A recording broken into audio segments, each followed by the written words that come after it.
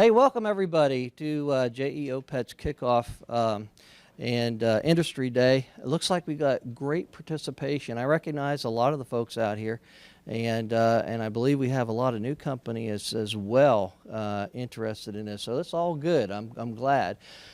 So this is your opportunity to talk to us. This is our opportunity to get you answers to your questions. You know, we also had on the website, we had a question and answer place where you could ask your questions. We haven't quite gotten all the answers yet, and so what our plan to do is to capture any questions that we get today and answer them all at once, and then we'll post those answers out on the website. But getting a lot of good participation, in this effort. So appreciate that. Again, you're here today to ask the questions. I've been in a lot of different industry days, and oftentimes the contracting audience is relatively silent. And I understand some of the reasons in there, but then you ask questions afterwards, and that's fine. You can still do that. But I just want to make sure that you get the information that you need. That's what we're here to do today. And we've always in the JPO have been big on communication with industry. We always try to keep you informed and on what we're doing and where we're going. And so I want this event to be that way. It should be a two-way interchange. So with that, I just want to welcome you all here. Could all the government reps that are here just go ahead and stand up so y'all can see who they are? Okay, I'd like to just go around the room just quickly, and if you can just be loud, just say who you are, and then that way, later on, if you have other questions that you'd like to talk to, our government folks about, you know who they are. So, Rich. Sure. Yeah, I'm Rich Ellis. I'm a branch chief with Native Contract. I'm Brian Murphy. I'm a contract.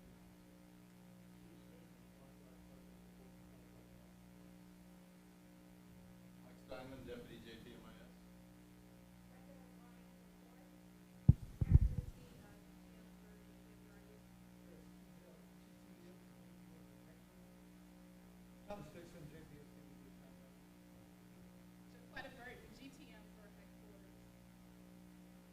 Okay. John?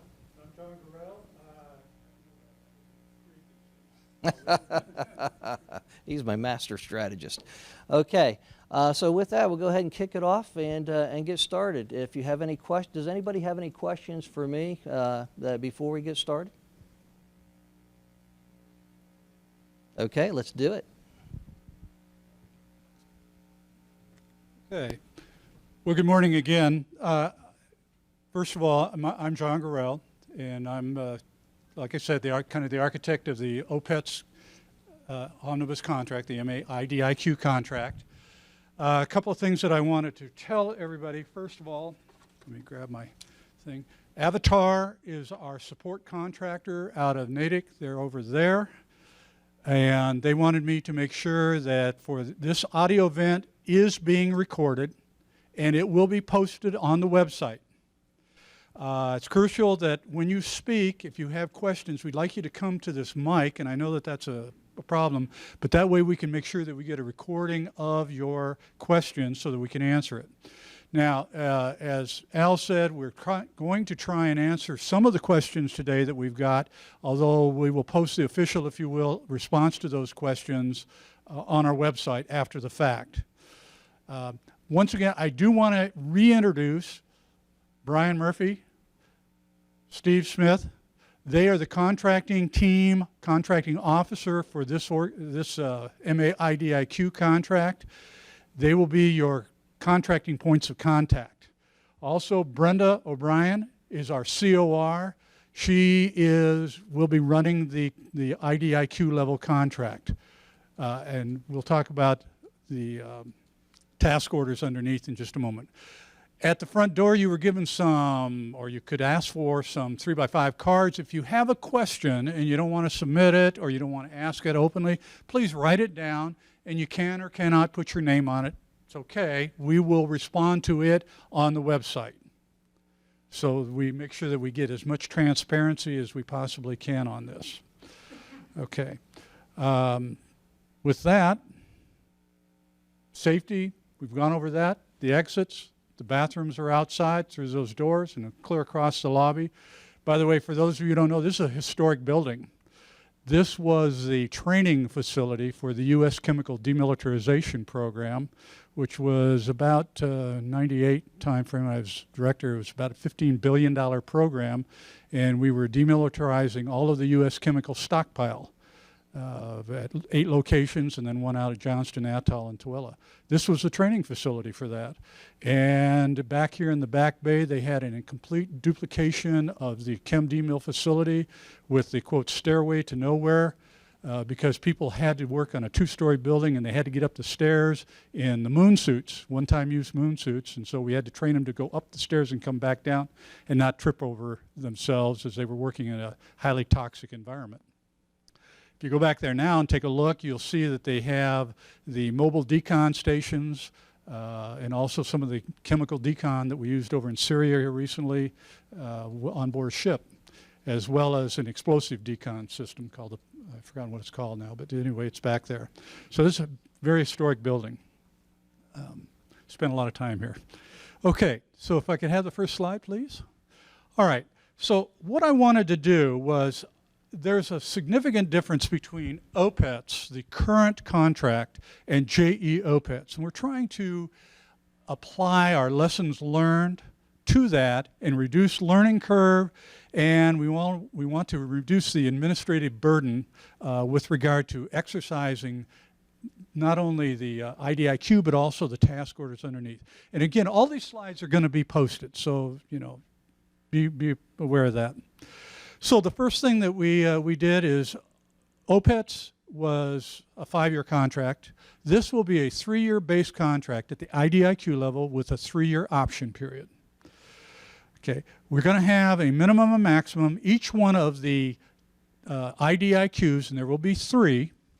There will be one for JE OPETs A, which is acquisition, JE OPETs LM, which is logistics and medical, and JE OPETs BEI, which will be next year, and it is for business and analytics, engineering and technical, and information technology. There's a reason for that. Okay. The minimum award for this, $1,000. The maximum will be at the IDIQ level, be $249 million. Again, we anticipate meeting the requirements over the entire 6-year POP.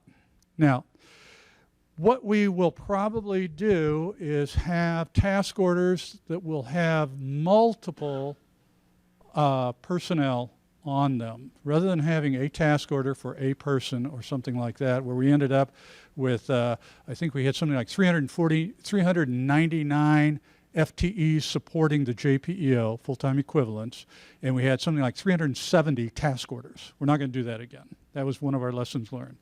We're going to have task orders, and the contracting officer is going to go over that, I'm sure, a little bit. Talk to that as to how we want to structure task orders down the road. So we wanted to reduce the number of task orders. We also wanted to allow us to have flexibility within the task order, because what we found is every time we had to change or add or subtract a person, it became a new task order. So we're going to modify that, and again, Brian's going to talk to you a little bit about the CLIN structure, or a little bit about it, on how we anticipate doing that, going up or down within a task order under the IDIQ contract. Some of the other things, we wanted to add senior acquisition personnel. Those would be kind of senior people at the above GS-15 level that we need on occasion to support and provide capabilities to the JPMs. We also found that we did not have a high enough grade structure. I think our GS-15 was our level 4. Is that correct, Brenda? Okay. So we're going to add levels 5 and 6 above that to accommodate some of the really high-priced folks that we have, and in particular in the logistics and medical arenas, and IT-type people that are really high-priced people. We also need to add studies, okay? And the studies were where we would go out and say, this is kind of the capability that we need you to do. You identify the FTEs that are necessary to do that, and you come back and tell us how long and what the requirements are in order to do that. Okay. I do want to make mention of the fact that all of the slides today are unclassified. They are all distribution A. They are open to the public. And again, for transparency, you will be able to see these online on the website. Next slide. Okay, I said that we would have 3 multiple IDIQ contracts. We will have fair opportunity for competition. 2 of the IDIQ contracts, JE OPETs A, acquisition, and JE OPETs L&M, will be awarded in FY18. And I'll give you a schedule here shortly. The 3rd one, which was the BEI, will be in next year. And that's by direction of the park and how we did it. We just recompeted and finished the recompetition for the business, engineering, and IT. They continue on, and I'll show you how that all dovetails in just a moment in a slide. So we want to make our awards, our IDIQ awards, using FAR Part 15 at the IDIQ level. We anticipate using FAR Part 16, which is fair opportunity, for the task orders. Now, our intent is, well, we want to make at least 3 IDIQ awards. Okay, why is that? Another lesson learned out of OPETs. Out of OPETs, everybody literally got a contract. There were 41 contractors that got IDIQs. 29 of them never got any work. Either they didn't bid or they never won anything. That left us with 12 contractors to do, at that time, 6 domains. Okay? And so those 6 domains of that, there were really only 8 contractors who actually got work. 4 others got minimum award. We needed 1 person or 2 people. We gave them minimum award and said, give us these people, and that's all they got. So when you really look at it, for the entire JPEO OPETs, the old contract, we really only had about 8 contractors effectively in getting work. We wanted to manage the expectations here, so I said, okay, let's rethink that. Rather than having a bunch of contracts out there that nobody ever gets any work, we'll just limit it down and we'll have competition at the task order level. So you can anticipate that we will have about 3. Now, we reserve the right to have none, 1, 2, 3, or more. But 3 is probably about the right number of awards at the IDIQ level, and that would be per IDIQ contract. So we're looking at probably about 3 for acquisition and 3 for logistics medical.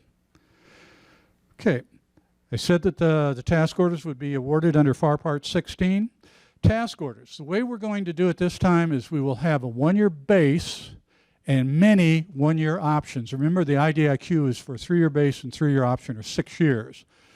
The reason we want to do that is we don't want to have to recompete, if we have to, the IDIQs after level or after year 3. So you can anticipate that you might have multiple 1-year task orders. The reason I can't go to more than that is there's a rule about multi-year versus multiple-year contracting. We are not a multiple-year contract. We're a multi-year contract. That's why they are 1-year base contracts. It also supports the funding that we get out of the government on our appropriations and authorization. Told you that task orders are predominantly going to be fixed price. I can say there may be pieces that will be cost plus, but for the most part, they're going to be fixed price. Labor categories. We have a variety of labor categories which we will put into the RFP. You saw a notional listing of those under the draft RFP that we put out. And then the levels, we will identify levels against each one of those labor categories that we need to fill. But we'd anticipate that we're going to ask you to bid and tell us how much it's going to cost for every labor category, every level 1 to 6. And again, Brian's going to go over a little bit of that as to where we're going on that. The next code, 541330. I would ask every one of you, please look at SAM, your Systems for Award Management, recertify. I think we've already identified some concerns, and hopefully we will resolve those where, as an example, you indicate that you're small, but the code says you're large. Or you're large and you've gone small. You need to change it and make sure that it's up to date, because it will be important when it comes time at the IDIQ level when you're trying to bid into particular the acquisition, which is a small business set-aside, or you want a team and go into the log medical. Please relook at that. Make sure that your certificate, your reps and certs are accurate. Next slide. Okay, so in the draft RFP, I wanted to get a little more specific about what we're looking for in terms of your capability. What we're looking for is companies or teams that either have organic people that they're going to offer to come work within our JPMs that have these kinds of capabilities, or they have the people in their company or their team who have the knowledge that could go out and vet the people, because it's your responsibility to give us a capability, performance-based acquisition. So you need to be the ones who are going to ensure that when you go out and hire somebody or offer a job, that they can do these kinds of things. You see, we're looking for in the medical, well, we've got to have people that understand the Food and Drug Administration, FDA. They should have knowledge levels, the new drug, initial new drug, the IND phase, phase 1 through 3 clinical trials, some knowledge of that. They don't have to have it all, but at least the ability to understand what it is we're talking about, because that's what we do.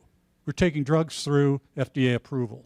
They should probably know the animal rule. Everything we deal with that we're putting out there has got to go through animal rule testing within the FDA, and maybe they should know the new drug application, the NDA. You know, somewhere along that continuum, they should have some experience there that they could really say, I have it, or I'm looking at people who do know how to do that, and I can assure you that they have that capability.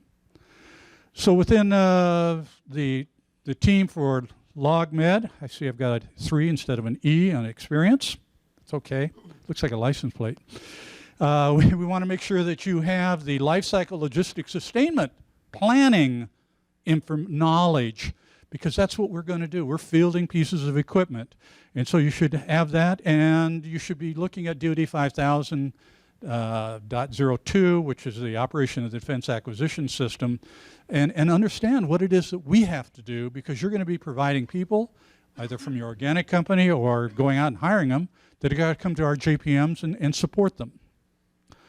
Now that's for the full and open. Now let's go to logistics, OPETs, acquisition. Here we're looking for people who have knowledge, once again, of DoD 5000. How to implement it, what are the requirements, what it takes to go from a material development decision all the way up through EMD, TMRR phases, EMD phases. Again, they're going to have to be associated and understand fielding and testing and all of that goes along with acquisition. So you kind of need to make sure that you have the ability to find people or provide people that have those capabilities. I think you're probably going to see a lot of this in the RFP. Next slide. So the reason that I wanted to make sure that everybody understood, this is just a pictorial of why we are where we are now. As I said, on the top part of this, you can see that we have the JPM, the JP OPETs, logistics, med, and acquisition. This constitutes about 2/3 of our entire FTEs that we will ultimately be required within the JPEO, about 2/3. And so when you look at the IDIQs, they're all $249 million. That includes some of our dollars and a few other things. But you can see how we're doing this and where it's leading into this.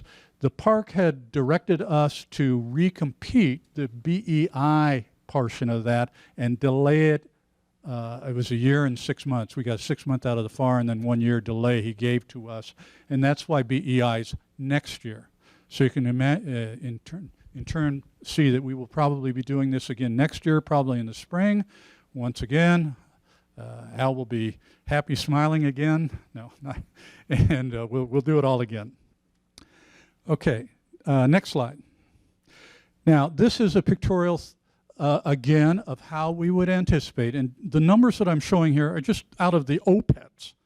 this may be, they're notional, they may be the same or different, but rough order you can see that we had right now about 132 FTEs in acquisition.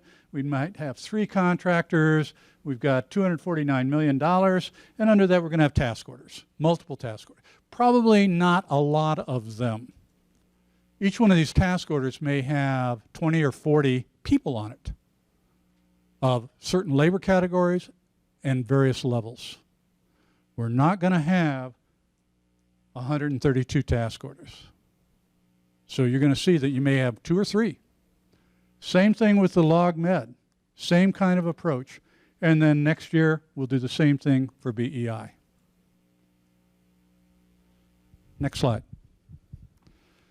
Okay, I just mentioned the fact that each task order will be broken out to include the labor categories and the associated levels. We would anticipate 2 to 3 task orders, providing 70 log people across 8 labor categories. Each task order may be 20 to 40 folk, something like that. They may be placed at multiple locations. If you looked at the draft RFP, I think we had some 16 locations to include overseas, Korea, Republic of Korea, as well as possibility of going into support in Afghanistan, those kinds of areas. Don't know that, whether we will need that. Clearly, Stafford, Virginia, here at Edgewood, down in Georgia, for support of logistics in particular. I think we've tried to list all of the locations, all 16 of them. I think we've captured them. Okay. Then you look at the medical, again, 2 to 3 task orders, provide 62 people. And remember, those numbers are notional. The 70 and the 62 were out of the old OPETs. That may change. I was trying to give you a notional level for expectation for bidding purposes.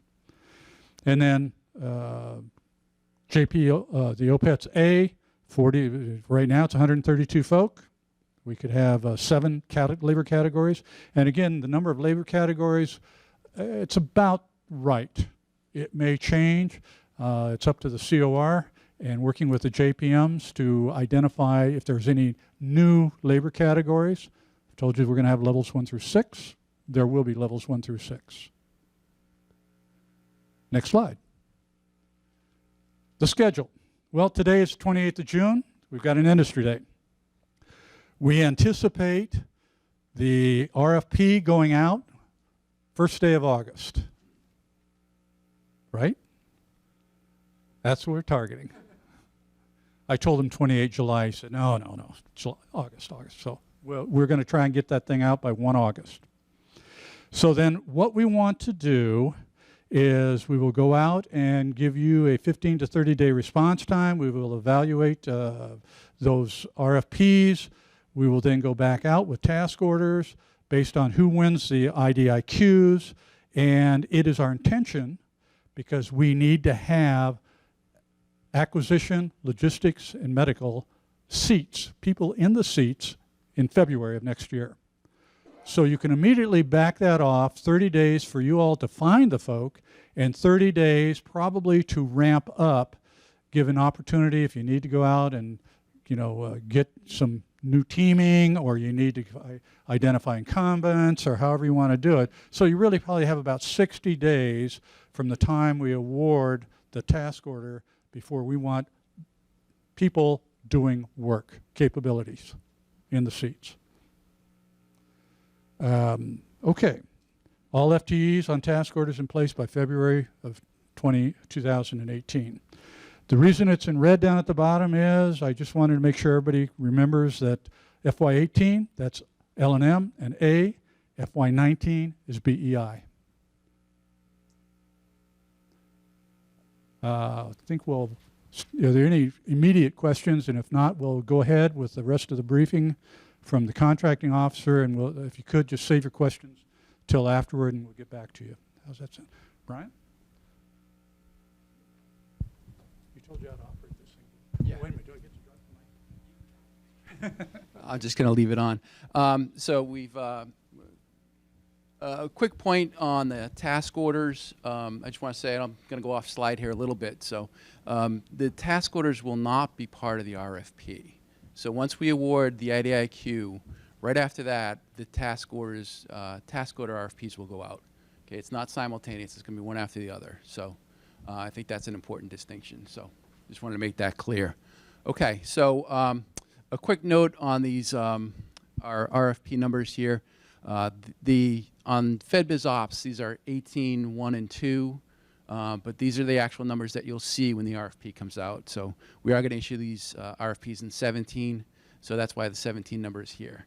So if you look on FedBiz Ops, they'll both be there. Okay, so you can track that. Go ahead, next slide. Yeah, I think John did the introductions, so I think we're good. Steve Smith will present some of the slides as well. So, and I'm Brian Murphy. I hope you've seen my name out there on the correspondence, the FedBiz Ops, and hopefully I'm responsive to any emails. But again, this is all about showing you where we're at right now and getting input from you because we value it and we use it. You know, so we're at that point where we're going to have to accelerate a little bit here.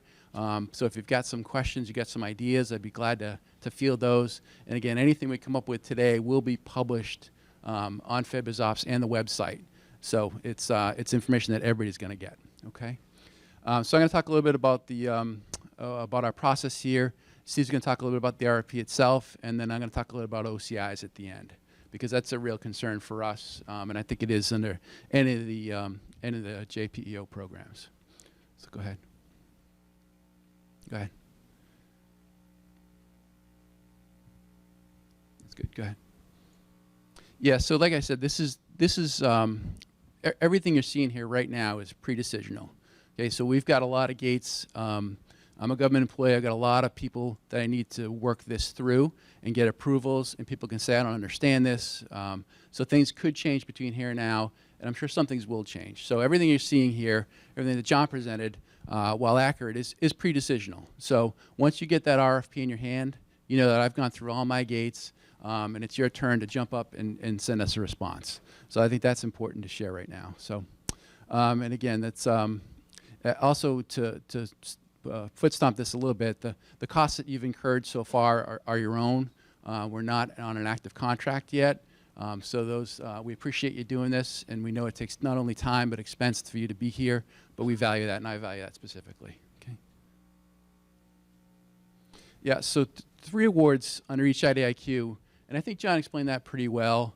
For me, I'm going to want to see competition under those task orders. So I think some of the things that we ran into under OPETs are those small task orders that just I'm not sure really drove competition. And one of the things that we're going to do is try to create task orders that are desirable and manageable on my end, because 300 task orders is a lot to manage, and it's too much, quite frankly, and it's inefficient. So we're going to try to make this more efficient, but also appeal more to those who do win the IDIQ awards. We do have the 2 that are live right now and will be soon, and that other one is a year off. So that you'll see that one as well. And maybe I'll still be here. I'm not sure. It's up to Rich. Okay. Next slide. This is Steve Smith, everybody. He's doing the real legwork. Good morning. Scott, could you back up a couple slides? Back. I think on the first one. I just wanted to point out, I am the person who's doing this FBO. So if you are tracking, there's on FedBiz Ops, there's a button where you can track the RFP. If you did that, you're still okay, because that should direct you to these 2. Okay, the first one, R0036, I do have up on FedBiz Ops already, and the second one, I do not, but I'll have it up soon. So either way, you should be able to track those on FedBiz Ops, and when you finally arrive at these 2, click track them, and then you should be all set. And I think we're going to have all the information duplicated on the web page anyway. Yeah. Go ahead. One more. So my email address on the bottom, if you didn't get a chance to write that down, I think, as John said earlier, these are going to be posted later. I will get to your emails. I had a bunch last night and some this morning, and I promise I will respond to all your emails in a timely manner. Next slide. Next. Okay, so again, we've made changes already based on meetings with the program office, and we're going to be making more changes based on some of the questions that you've asked. One way you can look for it on FedBizOps is to type in OPETs. Another way you can do it is just to type in the RFP number, and that should bring you to it as well. Our website. We actually have had a meeting already to look at some of the questions and have got them consolidated. Some of them were duplicates. Many of your questions, by the way, were addressed by Mr. Gorell on his second slide, that one that had that long list of bullets. That was probably about 80% of the questions right there. SharePoint. Yes, now the bidder's library. I think we're good to go on that, Scott, right? Yep. That didn't work so well, I think, under OPETs, but I think we got a good program going with this one. Next. Okay, some of this is duplicated information. In fact, I think it all is. So we'll skip the slide. Evaluation factors. So just like as you read it, past performance together with technical management together, combined, they are more important than price. And the past performance, oh, I got that down the bottom. Next slide. So were there any questions on the slides up till now? Or we want to save it to the end? Yep. Can you please walk to the...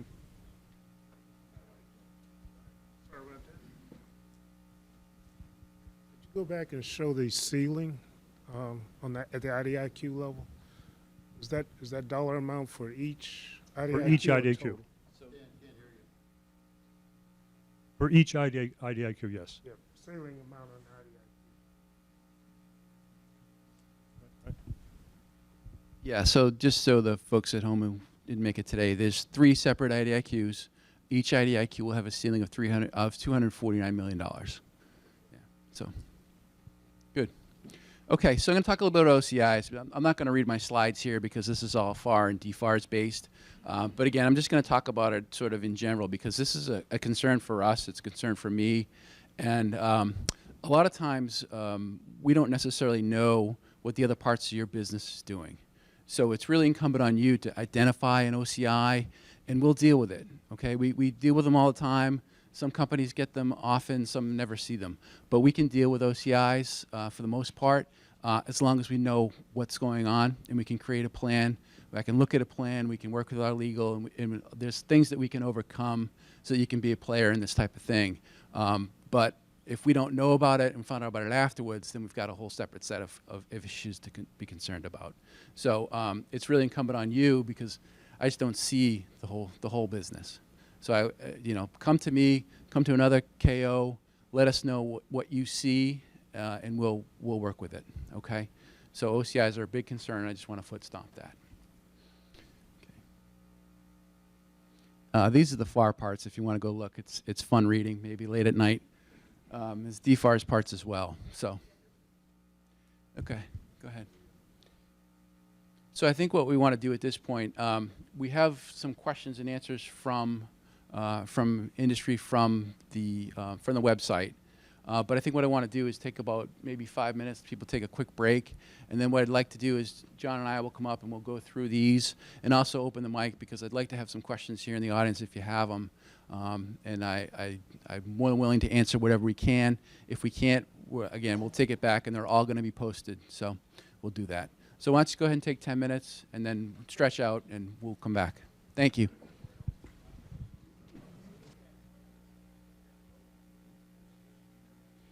Much to Brian's chagrin, the FAR is not light reading, nor is it fun. I can assure you of that. No, it's not.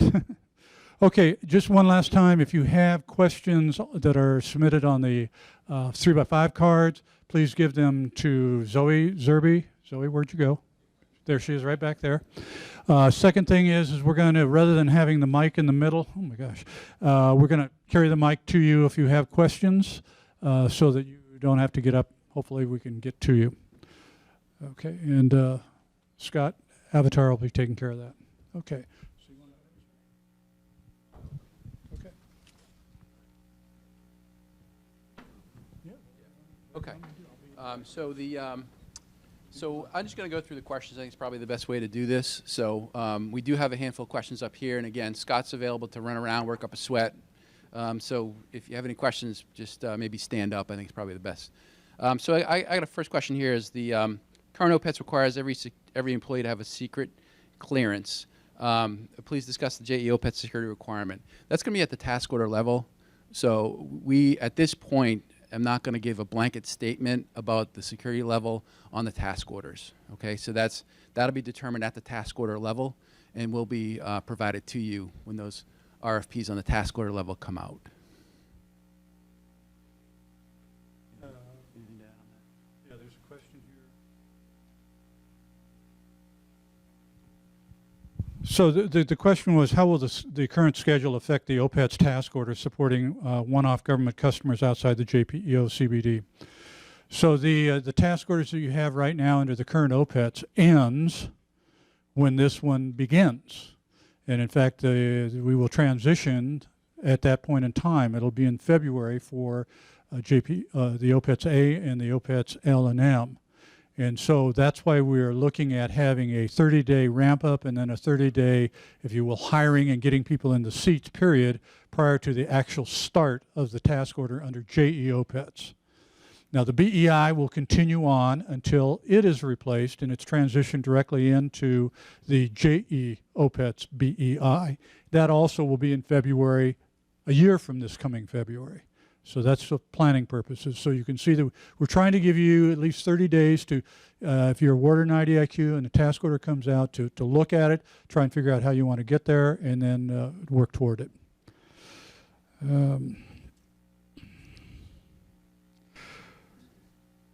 We're going to talk about the subcontracting plans. Brian's going to talk about the small business participation plans and small business the subcontracting plans in just a moment. The question was, do we desire teams with subcontractors or do we prefer primes only? That's your business. That's not ours. How you want to work that is clearly up to you. You know, when you put in your bid, you can be a team, you can be prime, you can be however you want. That's up to you.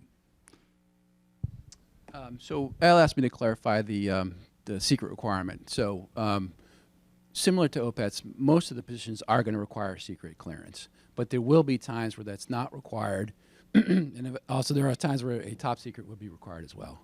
So it is going to vary, and that's sort of why I said it's going to be at the task order level. But that is absolutely true that there are going to be times where the secret's not required, and we also have positions on this contract. We will have positions that require a top secret. So I'm going to go to the next one since rather than hand it back and forth. So this question asked about the studies. Why are we adding studies to this? Studies are a task under JE class. So I mean, my first answer to that is that this is a lot more wide. We got a bigger target audience than JE class. So we've got acquisition, we've got medical, and I'm not sure that those would be appropriate under JE class. So. Yeah, and just as a reminder, JE class was really for long-term sustainment after we have fielded items of equipment. So the studies that you might see, for example, would be some that would support the research and development that is ongoing, that would lead us to the milestone C fielding of items of equipment, and that would be done. You know, some of it may be done under by a contractor outside under JERDEP once we get to it. But the JPM also needs to have studies done to support his research and development, and these are the folks that are going to help him do that job. So next question, BEI has similar projected number of FTEs. It basically asking, is one 3T IDIQ's award sufficient to promote competition at the task order level for BEI? That's a year out. My concentration is the two in pocket. So again, pre-decisional, it's a good point, and something we're obviously going to work hard between the award of these and the release of that draft and RFP. So appreciate the comment. Okay, yeah, so the small business primes really need small business subcontracting plans. So small businesses do not require small business subcontracting plans. All businesses require small business participation plans. So we've gotten quite a few questions on that. And we are going to clarify that both on the website and on FedBizOps. So that's come up a few times. We did put a plug number in there for you to look at on the participation plan, but it is completely different from the subcontracting plan. But we are going to clarify that because we understand that that's not quite clear as we've got it spelled out right now. And also from our end, we also need to make sure we fully understand what we expect from you and communicate that. So that is definitely going to be a piece that you see different in the RFP that's changed. Task order manager. Oh yeah, so we've gotten this one as well. So there's been some interest in maybe that we would have a task order manager category, labor category, to help manage these tasks, and we do not intend to do that.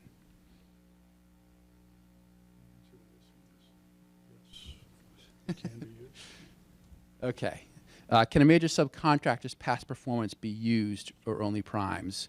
The answer is yes. If there's a teaming arrangement and that is valuable information, we would expect to see that on any proposal. Ceiling price on task orders? No. We do not have a ceiling price on task orders. The task orders, I'll talk a little bit about the task orders because it's going to be a bit of a dance for me to figure out between the funded requirements, how the funding's coming in, what's an appropriate size for a task order, what the POPs are going to line up as. So I've got to really massage all that information and create a task order that people are going to want to bid on. So I don't see them having a ceiling, but again, we've talked about having several task orders under each of the IDIQs, and you're not going to see one. That's not my intention at all. It's not a single award IDIQ. It's a multiple award, and we intend to have multiple competitions under the task order level.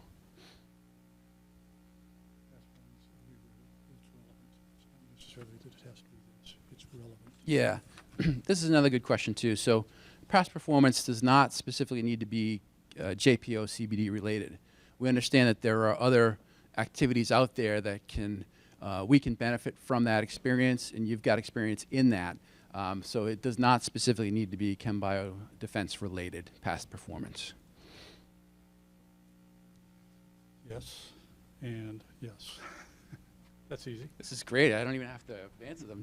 John's answering for me. Let me make sure I read this one. Will bids require and/or allow teaming participation for the past performance requirements? I did answer that earlier, and so the answer is yes. Will there be a separate industry day next year for BEI IDIQ? I would say yes. I don't see any reason why we wouldn't have one. Yeah. This has been so much fun. I just want to do it again. Hey, come on. I kid. Citations and certifications. We'll answer this one online. Okay. Take that one from. Yeah. So I think at this point, I want to see if anybody in the audience has questions that we can answer for you. It's a good opportunity for you to sort of get us here live in person. So anybody have a question? Scott? It's coming. Thank you. Mark Torney, MLT Systems. If there's a task order that requires a TS clearance, will the JPO sponsor that clearance? You will have to have the facilities clearance, or have one of your team members have a facilities clearance before you can hire a person with a TS clearance. We can't do that. So the answer would be, it's up to you. And that is something you need to be looking at, because there will be task orders. We already know that we'll have a requirement for a TS person. So you need to make sure that you have. We did have to take some folks away from one company because they didn't have a facilities clearance for TS. So they didn't have the ability to hire that person under the OPETs contract. Okay, you want me to do that? You want to do that? Okay, so there's a question about resume highlights and the page count associated with it. We are not looking for, at the corporate level, multi-page resume to be submitted with this at the IDIQ level. What we're looking for is maybe 3, 4, 5 lines that explicitly say, much like I said, when we're vetting people or you're providing somebody organically, that we know that you have the ability to go out and really look at the person and say, this person's going to have the capability you need. On occasion, we've had folks who have come in and said, yeah, they can do this and everything else. They come in and they absolutely don't have the experience. They absolutely do not. And then we have to say, I'm sorry, you got to go get us somebody else. So it's important that you have the knowledge, either organically within your company, to either provide that person or go out and hire somebody and make sure that they have that capability, because they're your folks, not ours. There was a question about, did we answer that one about the PM, management PM? Yeah. Okay. So we're going to continue on with the site supervisors as we have under the OPETs contract, right, Brenda? And that's the way we will work. Okay.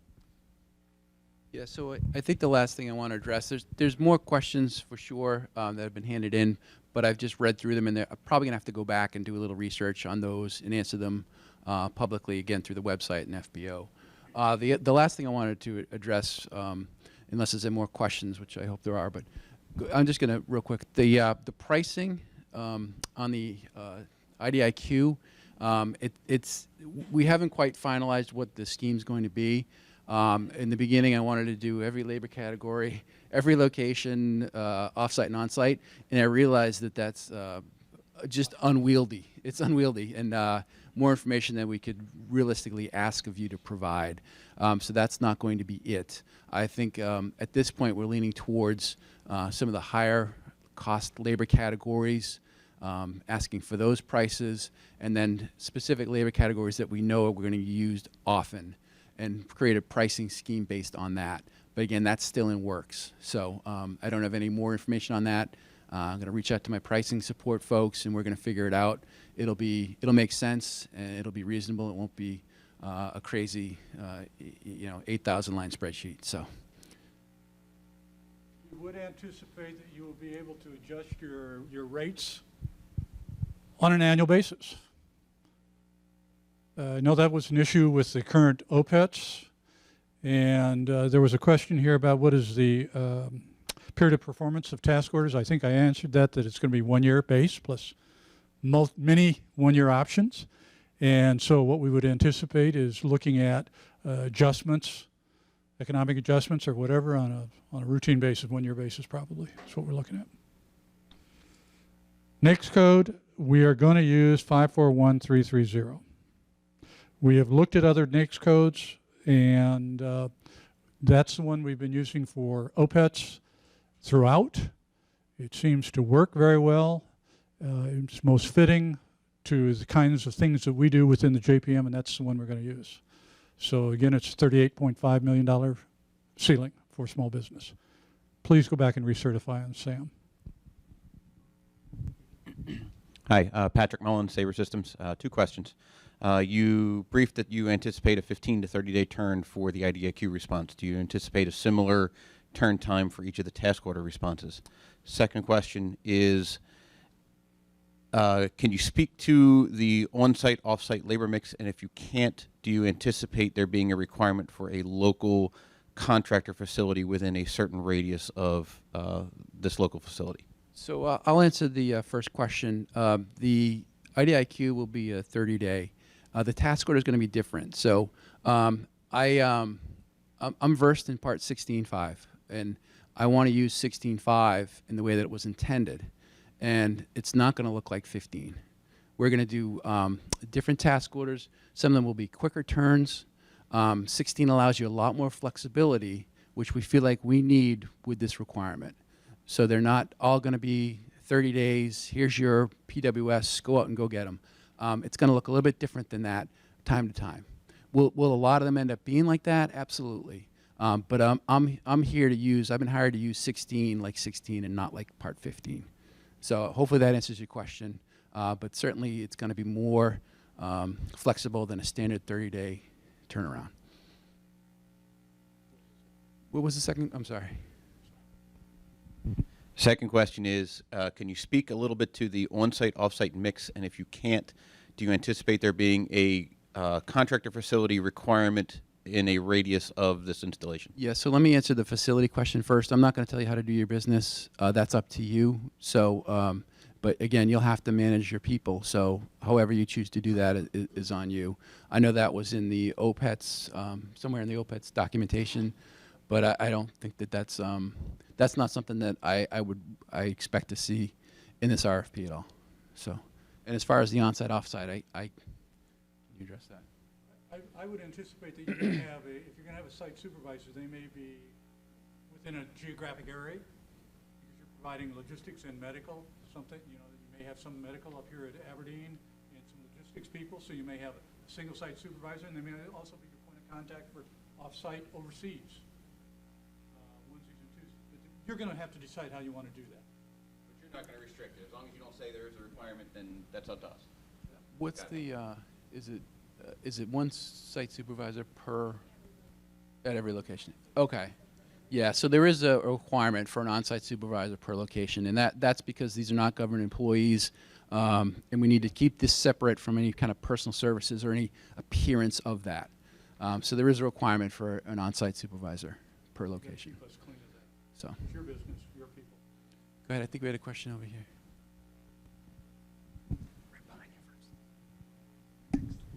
Hi, Brian. Lee Honig, Canberra. Can you go into a definition of what you look for a major subcontractor as defined inside of your draft? You know what? It's a good question. It's one that we've been batting around a little bit. I'm not sure that we've come to a final answer. Pardon? Yeah, we have that question. Yeah, we need to get on the same page, us, which unfortunately sometimes happens. But yeah, it's a good question. It's been asked, and we will answer that. We'll have a definitive answer for you. When we get those Q&A posted, it should be later next week. We'll have a definitive answer as to what a major subcontractor is, because I did see that in the documentation, and I should have defined that. So. Is there any more questions? Hank Chase, ICESS. We've seen lower size standards associated with that NAICS code. Is that 38.5 million set in stone? Do you see that getting any smaller? No, this is it's an exception. It's exception 1 from the SBA for military equipment. Is it? Yeah, for military equipment. And we don't define that. Sure. A small business does that.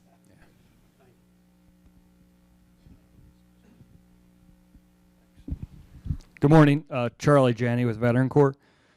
Just a quick question about the task orders, if you can answer it. I saw there's going to be fewer but larger task orders. I saw 20 to 40, let's say, FTEs on the slide. Who makes that decision for breakdown? Is that going to be the contracting officer, a contracting cell, JOMO, or the JPM? Oh, I think we all will. I mean, it's an IPT, right? We need to work that together. But I mean, ultimately, it's my responsibility. So I would make that call in the end. But it's got to be logical. It's got to make sense to all of us, and it's got to be something that makes sense from a bidding proposal, as best we understand it. So yeah, it's like I said, it's going to be a little bit of a dance. But we'll figure it out. But ultimately, it falls on me to get those task orders right. I can't be much more specific. I just don't have the tasks yet in front of me. Yeah, and obviously the Corps. She knows it better than all of us. Any other questions?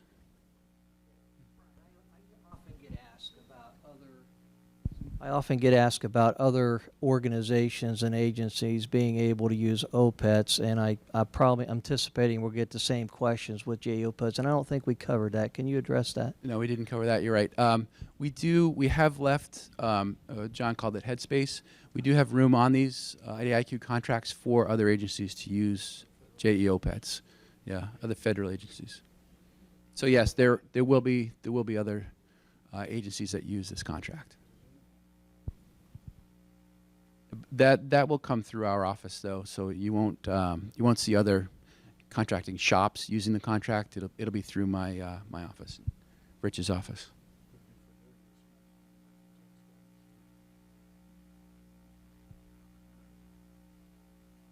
Any other questions that we can answer today? We appreciate all the input. And again, about a week and a half, I think you'll see the Q&A posted. And that certainly does not close the time for you to ask questions. We also need to post a draft contract document as well, and we are working on that. And I think that'll probably create another round of questions, which is great and helpful.